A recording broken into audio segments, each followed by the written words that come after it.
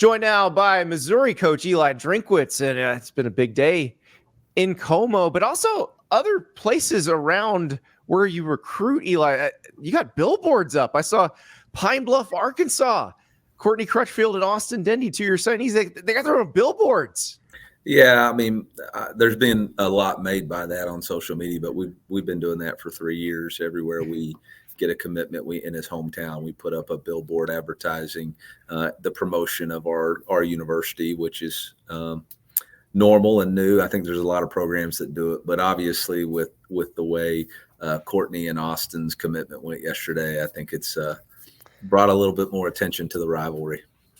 Well, and I think there's some other programs that are stealing your idea. They saw it and liked it, and so you guys are trendsetters. I think that's the way we need to look at it. I'm sure we stole it from somebody, to be honest with you. But either way, it's good for the student athlete, especially this day and age with NIL and the opportunity they have to get started promoting themselves. So what better way for us to be proud of these young men joining our university and allowing them to have the spotlight through some billboards. It's interesting to me. You haven't shied away from the NIL part of it at all. I remember talking to you at SEC Media Days about, you said your state legislature has been helpful to you guys in terms of the way they've structured the laws. How did that help you with this class?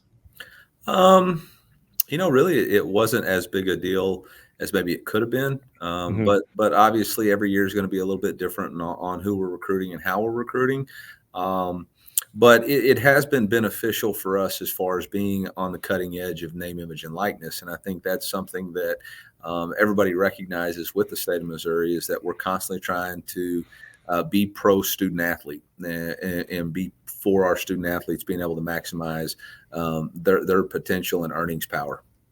And I do wonder, in terms of keeping those guys, so you got Williams Nwari, who's the number one overall player in our On3 recruit rankings. And how much do you have him talk to a guy like Luther Burden, who's a guy from Missouri, who is achieving everything you said he was going to be able to achieve at Missouri?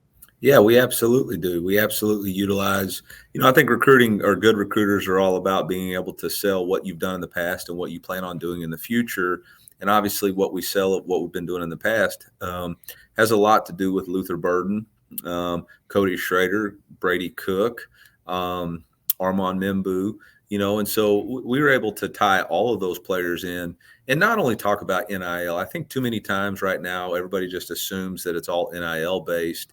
There's also a component of brotherhood, player development. I think Kevin Peoples is one of the elite D-line coaches in the country. Obviously did a really good job in this recruiting class. There's a brotherhood component. There's a proximity component with being able to get your family to and from games, and that matters to a lot of people, and then putting on for your home state. So, when I look at it, I think we had a total package that wasn't just NIL inclusive. So with Williams, tell me about him. What caught your eye immediately? And obviously this is the guy that everybody in the country wanted, but what is your favorite part of his game? Well, I mean, first off, he comes from a really good program. Lee Summit North, Coach Mosey does an excellent job. Obviously, we have a couple of players in our program from there already, Logan Muckey and Armand Membu. And so we knew about Williams. We had tracked him through 7-on-7 camps, team camps, a lot of different in-person evaluations. He's got great size and length. He has pass rush ability. He can really bend. And we can't wait for him to grow into his frame, for Coach Russell to really develop him, Coach Peoples to make sure that he's developing his fundamentals and technique. And I think the sky's really the limit. We saw that progression with Armand. Armand came in early and was a contributor as a true freshman. And so, we're hopeful that we can apply some of that same opportunities to Williams.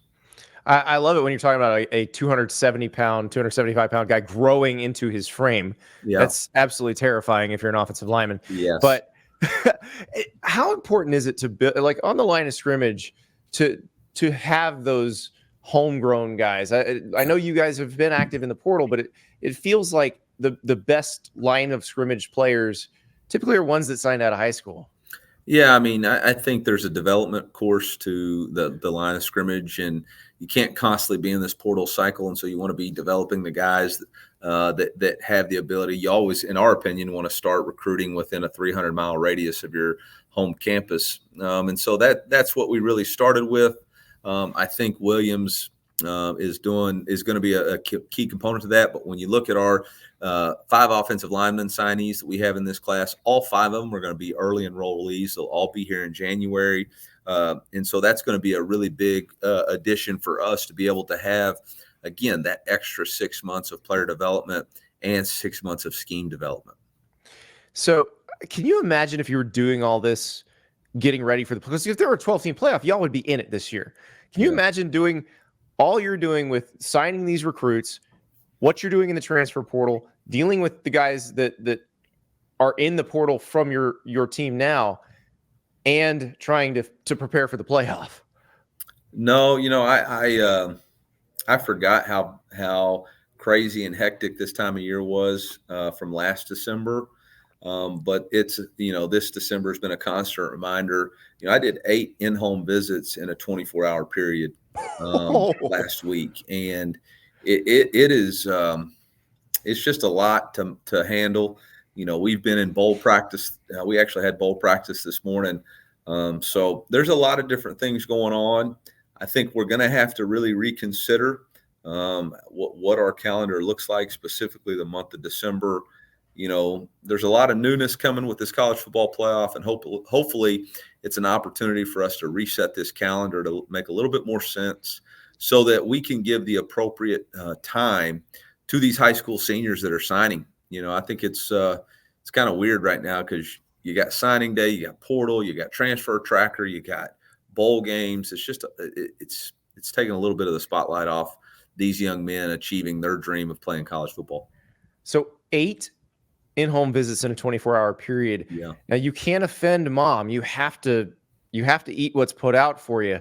How many calories are you taking in on a day like that? Well, based off those pictures you put up, I'm getting close to adding back to that double chin that I tried so hard to get rid of. So, you try not to. You ask them, hey, you don't have to cook, but there's always got to be like a charcuterie board or something out. And I'm a sucker for a good charcuterie board, Well, as one of my friends puts it, it's a Lunchable for adults. It's amazing. Right. Exactly right. I mean, who can refrain from partaking in some cheese and crackers? Exactly. So you're an ex-high school coach. Yeah. You've talked about where signing day could wind up. And I know there's people who say, oh, just put it back in February. How would you feel about August 1st and February 1st, or, first Wednesday in February? How would you feel about doing it that way? I mean, I think there's going to have to be a lot of different options discussed, right? I don't think any of us have a crystal ball to see what's absolutely best. I know there's going to be a lot of people who don't like any of the ideas because it may not be best for their particular situation. Me personally, I do think with the end, there's a natural separation between the summer and spring official visits and a dead period right there in July that would make maybe an August 1st opportunity so that guys could sign and then focus on their senior years. So I do think that's a possibility. I'm not saying that's the end all be all, but I do think there's a possibility there. And then still have one in February. I think you absolutely have to still have one in February.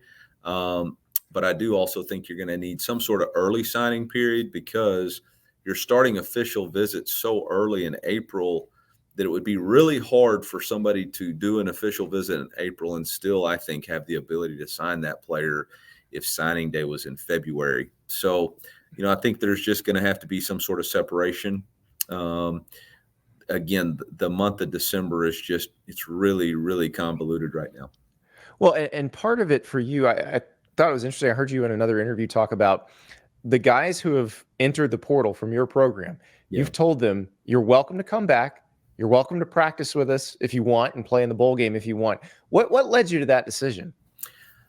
Our brotherhood was really strong this year, and it takes every single person. We have a just us mentality to achieve what we achieved this year. And, getting an opportunity to go to the Cotton Bowl is a once in a lifetime experience for these players. And I sure didn't want them to have to decide between, I really feel like I need to get in the portal to explore all my options or have a once in a lifetime experience. So I just wanted to take the stress off of them and say, hey, I understand there's going to be guys that want to go get more playing time or this or that or the other. And, you're still a valuable member of our brotherhood. We had 3 simple rules: don't be a distraction, and make sure you put the team first in your decisions.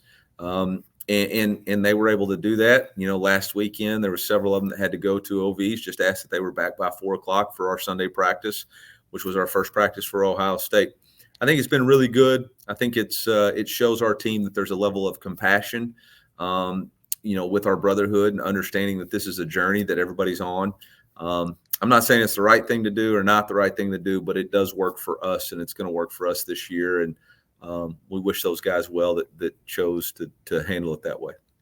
It'll be interesting. I imagine some other coaches are taking notes to see how well it works for you. Probably going to watch that bowl game, see how that works for you, because you're the first I've heard to do it that way. But it does seem like it may work for you on both ends as you are trying to bring in people out of the transfer portal. They watch you handling it that way, and maybe they think, okay, this is a program I'd like to play in.